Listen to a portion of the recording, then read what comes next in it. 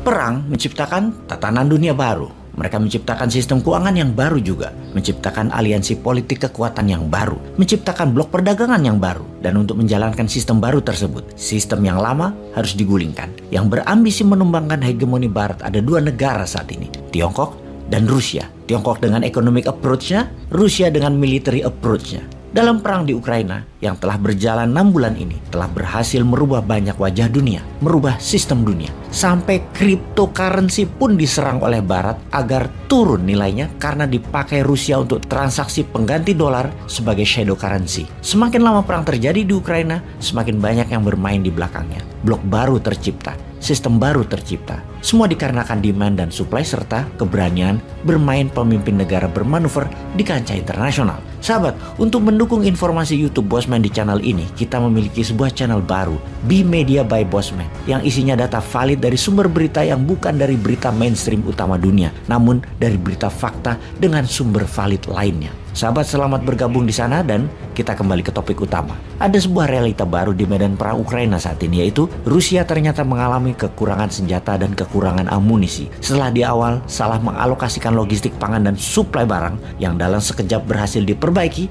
Namun ternyata saat ini realita baru terjadi. Di lapangan, Rusia kekurangan senjata tempur personel, senjata tempur regu untuk peleton, dan senjata berat lainnya. Secara data lapangan terdapat informasi bahwa Rusia telah kehilangan 1.600 tank, 10 pesawat pembom, 20 pesawat kargo, 50 helikopter, 450 peluncur roket, dan artileri piece. Kita mengetahui negara agresor seperti Jerman di Perang Dunia Kedua adalah pemproduksi mesin perang. Begitu juga Uni Soviet. Sekarang Rusia menghasilkan mesin perang nomor 2 di dunia di bawah Amerika. Namun kapasitas Rusia hanya 30%-an dibanding Amerika. Industrial military complex Rusia secara jumlah nomor 2 di dunia, namun bukan yang teradvance. Secara nilai ekonomi, senjata Rusia mensuplai ke 66 negara di dunia bernilai 48 billion US dollar yang merupakan 20% pengadaan ekspor senjata perang ke seluruh dunia. Dalam mikroekonomi, di dalam Rusia, mereka yang bekerja dalam military industrial complex tersebut berjumlah 2 juta orang sebelum perang Ukraina. Sekarang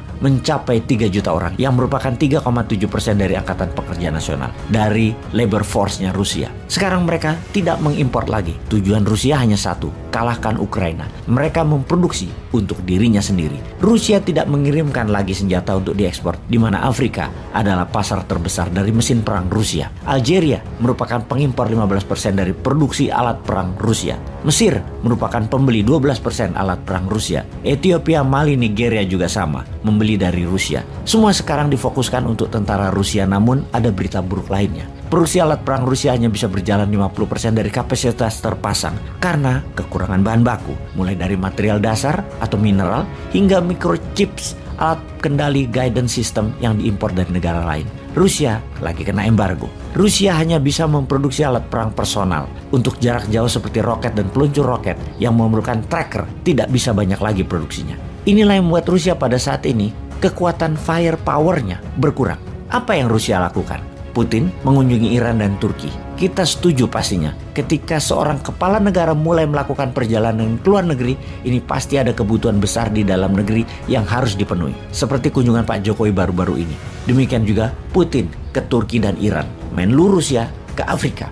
Kunjungan Putin hanya satu, akan meminta drone Iran dan drone Turki. Kita tahu drone Akinci Turki adalah tersangar di dunia. Drone Akinci ciptaan Turki memecahkan sejarah penerbangan dengan terbang di ketinggian 11.000 meter selama hampir 26 jam, jauh dari jangkauan operasional sebagian besar jet tempur. Dengan lebar sayap 20 meter dan daya angkut 1 ton, drone besar ini dapat dipasang dengan smart micro munition ringan milik Roketsan untuk waktu penerbangan yang lebih lama dan presisi tinggi. Untuk Iran, hal ini udah diakui dunia. Drone Iran bisa punya daya jelajah 7.000 km. Kecil pesawatnya dan punya daya angkut yang besar. Ribuan jumlahnya sudah diproduksi. Diperkirakan pengamat intelijen barat, jumlahnya 5.000 drone Iran miliki. Bayangkan, kalau sebuah negara punya 200 jet tempur, negara tetangganya gemeter karena dalam sekejap, dalam hitungan di bawah 1 jam, jet tempur tersebut sudah sampai ke negara tetangga dan untuk interceptnya tidak mudah. Misalnya, Malaysia punya 200 pesawat jet tempur, lalu yang 100 terbang seketika menyerbu Jakarta. Itu pangkalan Halim Pangkalan Madiun, Pangkalan Pekanbaru, tempat mangkal 50 jet tempur nasional tidak bisa terbang seketika untuk siap intercept jumlah 100 pesawat terbang milik Malaysia tersebut. Bayangkan, Iran punya 5.000 drone yang bisa jelajah 7.000 km, menyerbu Israel dalam hitungan jam. Tel Aviv bisa ambyar. Inilah yang diminta Putin, drone Iran dan drone Turki. Semua drone ini akan menjadi game changing di perang Ukraina. Iran atas permintaan Putin tersebut setuju. Iran minta dibayar pakai emas dan gandum. Emas yang Rusia kumpulkan atas pembelian gas dan oil selain dibayar pakai rubel, sekarang emasnya diminta Iran. Turki juga begitu, minta dibayar dengan seluruh gandum Rusia dan Ukraina. Turki akan jadi raja gandum dunia. Aduh, pada jago-jago bener bernegaranya ya. Jadi iri sama bernegara mereka.